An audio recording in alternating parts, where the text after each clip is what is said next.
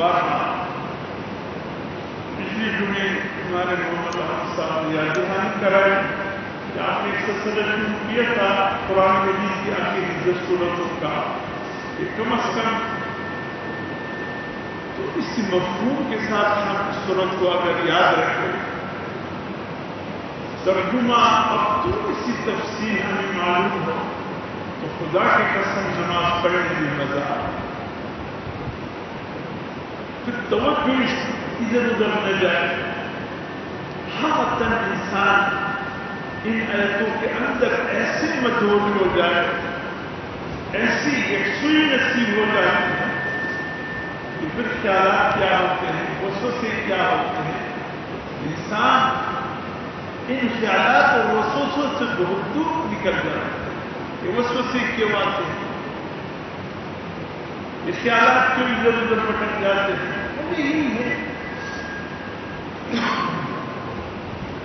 سورہ فاتحہ کے مفہوم سے بھی آگاہ نہیں، چھوٹی چھوٹی صورتیں پڑھتے ہیں اس کی مفہوم تکمیل سے آگاہ نہیں ہوتے ہیں،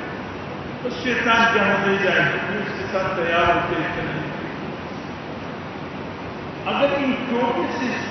صورتیں جو ہم قرآن میں پڑھتے ہیں، یہ نماز کے میں ہم پڑھتے ہیں، اگر انہیں کی مفہوم سے ہم آگاہ ہوتا ہے تو انشاءاللہ ہماری نماز بنتی ہے۔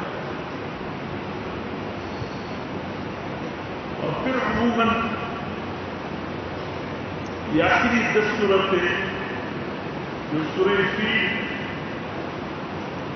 سورہ قریش، سورۃ ماعون، سورۃ کوثر، سورۃ کافرون، سورۃ نصر،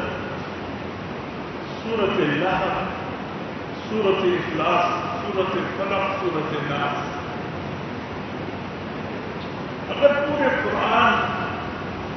سمجھ میں نہیں آتا، اس کو سمجھنے سے ہم قاصر ہوتے ہیں، کم از کم یہ 10 صورتیں تو کسی نہ کسی درجے میں ہم اس کی مفہوم سے آگاہ۔ اور پھر یہ کہنے کو تو چھوٹی صورتیں ہیں،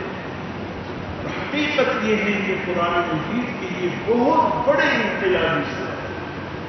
بہت بڑے پیغام ہیں، اللہ کے بندوں کے لیے پیغام ہے، امت کے لیے پیغام ہے، بہت بڑے۔ اور